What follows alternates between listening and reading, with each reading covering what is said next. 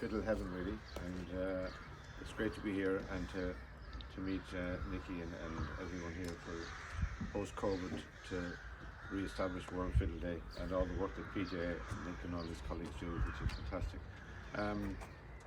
As I said last night, Ciaran joined Radio Eireann in about 1955, and one of the first places after Mrs. Crotty and Kilrush, one of the first places he came was here and into Scartaglin.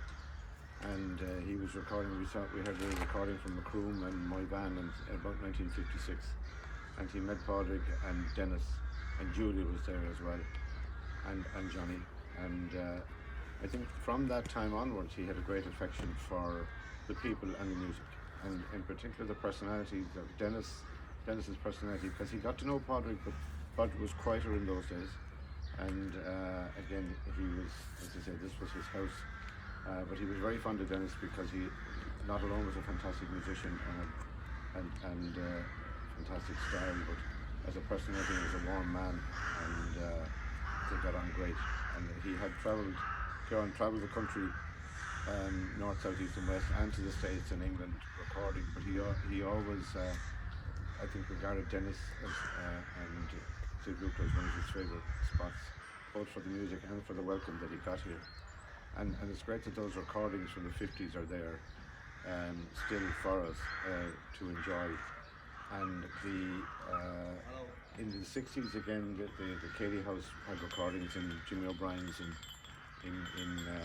and I heard stories about the Jimmy O'Brien's recordings that there was a lot of tape, a lot of cuttings left on the floor, and because stuff they could put in and not put in, and but there was that was also a great house for meeting Denis in Killarney, and it's great that Langston's is still on the go, and after closing down, Frimley's and the others are hopefully re-emerging.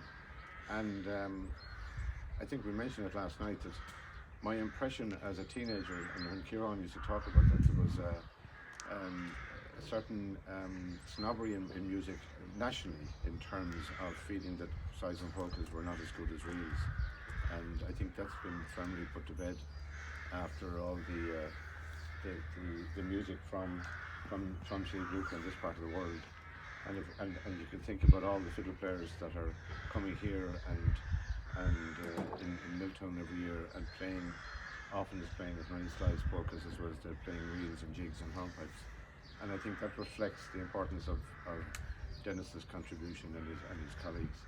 And the other point that we made last night was that Denis was a modest man. He wasn't looking for glory, and I think he would have been quietly, I think he is quietly smiling above to say that his legacy and that of his sister Julia and Padraic and all his pupils is very intact. And I think the fact that PJ and colleagues have made a success of this world, just a kind of a very modest title, World Fiddle Day. I think when I tell people in Dublin I'm going to the World Fiddle Day, they're wondering, where is it on? And Mrs. Scartaglin, they say, I say it's a long story. But I think it is it's a worthy title, and so again, it's great to be here among all the musicians and friends. And again, a lot of credit to PJ and colleagues for running this, and hopefully to be running for another 50 years.